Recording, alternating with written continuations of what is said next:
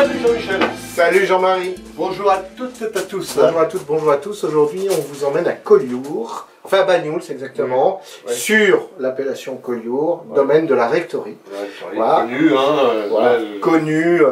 Voilà. Connu. Exactement. Thierry Parcé et Jean-Emmanuel Parcé, son fils, donc qui dirige la rectorie d'une main de maître. Voilà, donc joli terroir, joli vin. Donc quand on pense Banyuls, on pense effectivement vin doux naturel. Mais eux, effectivement, ils ont été les précurseurs sur le Grenache noir pour sortir des vins, donc en appellation Collioure. Au tout début, il s'est sorti en vin de France. Et puis après, ils ont se sont battus avec l'INRO pour avoir l'appellation Collioure. Et aujourd'hui, ça fait partie des beaux domaines et d'une belle appellation. Puis Collioure, à côté de la mer, là, Méditerranée, c'est très sympa. Voilà. C'est à découvrir si vous ne connaissez pas, mais voilà, c'est un très joli domaine. Et puis particularité aussi, voilà, Monsieur Parcé et son fils sont très attachés à la culture. Voilà, le frère de Monsieur Parcé a été photographe, et toujours photographe d'ailleurs. Monsieur Parcé, lui, Thierry, joue du piano, donc musique, et puis le fils, il est plus peinture et sculpture. Voilà. L'artiste, mais exactement. À tout niveau. Hein. À tout niveau, voilà. Exactement. Donc des vins à découvrir, on vous le conseille. Découvrir les personnages, parce que voilà. ça vaut la peine aussi. Voilà. Merci beaucoup, suivez-nous sur nos réseaux sociaux, parlez-en autour de vous, qu'il y ait de plus en plus de monde qui s'abonne à notre chaîne, voilà, pour que vous puissiez découvrir et avoir le plaisir de découvrir de plus en plus de domaines viticoles. Voilà. Bon, Jean-Michel. Jean-Marie. À la prochaine. Hein. À bientôt. Au revoir. Au revoir. Bonjour, Thierry Parcé, bienvenue à la rectorie. Bonjour, Jean-Emmanuel Parcé, bienvenue à la rectorie.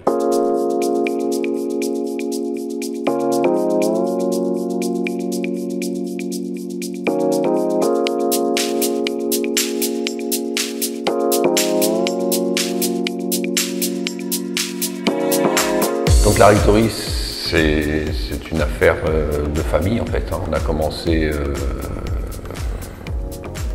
début des années 80 avec mon frère Marc. Mais c'était un vignoble qui était avant ça en cave coopérative. Voilà. C'était mon arrière-grand-mère qui a travaillé ses vignes pendant longtemps. Après c'est mon grand-père qui a pris le relais.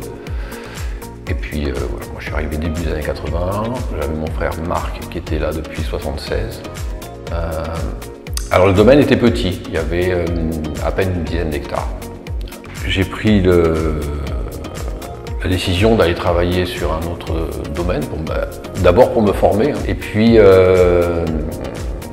voilà, le temps un peu a passé, 3-4 ans, et en 84, on a pris la décision de sortir les vignes de la coopérative pour vinifier nous-mêmes.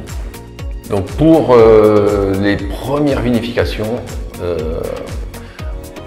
on s'était aperçu par des dégustations qu'il y avait vraiment un intérêt à garder les Banyuls avec leur caractère de fruits. Par son élevage, il va perdre ce caractère de fruits, il va perdre sa vinosité, il va évoluer. Et là, on s'était dit, c'est intéressant de ne pas oxyder le Banyuls, mais de le mettre en bouteille assez rapidement. Parce que c'est vrai que le Grenache noir, il a ce caractère vraiment vineux, gourmand de fruits rouges.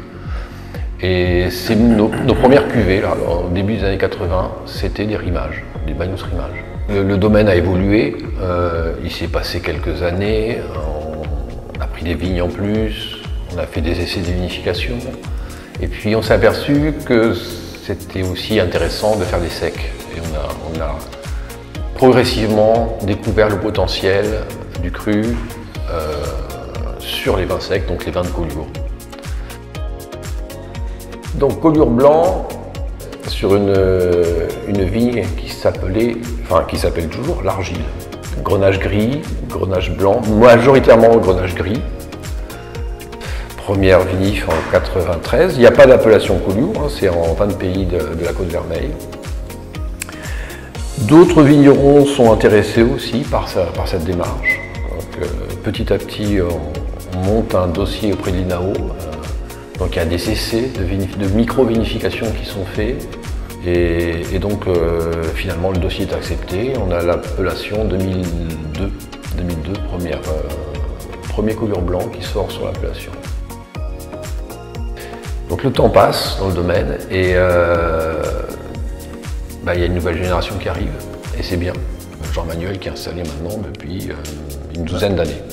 Donc je pense qu'il va être mieux placé pour vous en parler. Alors 2010, je suis arrivé au domaine pour rejoindre mon père et m'associer avec lui. Et après quelques années passées à Paris pour me former à la sculpture et à la peinture, j'ai eu l'envie de revenir sur les terres familiales. Et pour revenir sur les terroirs, en 2013, on a eu envie de sortir une cuvée qui s'appelle Barland, parce que c'est le nom du terroir, Barland. C'est une parcelle avec une exposition qui est vraiment intéressante, une exposition sud-est. Et du coup, il n'y a pas le soleil couchant et ça permet d'avoir au niveau des maturités une belle fraîcheur. C'est une parcelle qui est en altitude, à 400 mètres. Une parcelle face à la mer. Face à la mer, oui. Une parcelle qui est face à la mer. On a eu aussi un souhait, une préoccupation, c'est de aussi redonner de la vie au sol. On a des sols qui ont tendance, en plus en région sèche, à s'appauvrir. Et donc ces dernières années, on fait aussi tout un travail de remise en culture, d'expérimentation, de travail sur la traction animale. Le souci, c'est quand même d'avoir le vin avec la meilleure expression possible, qu'il puisse vraiment exprimer de la façon la plus, je dirais, pure, être un reflet du terroir. Et puis il y a un point qui fait partie aussi de notre histoire, c'est qu'on est attaché aussi à une dimension, je dirais, modestement, culturelle. Et dans cette continuité, on a toujours aussi associé le vin à cette dimension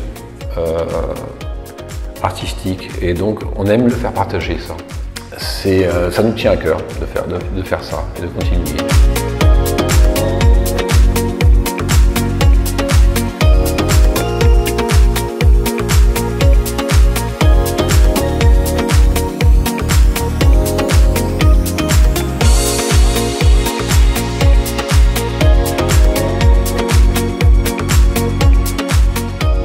Après, je pense que le mieux, c'est de venir voir sur place, parce que c'est un cru que tant qu'on ne l'a pas vu, de toute façon, c'est un peu difficile d'en parler. Voilà. Donc venez, vous serez les bienvenus.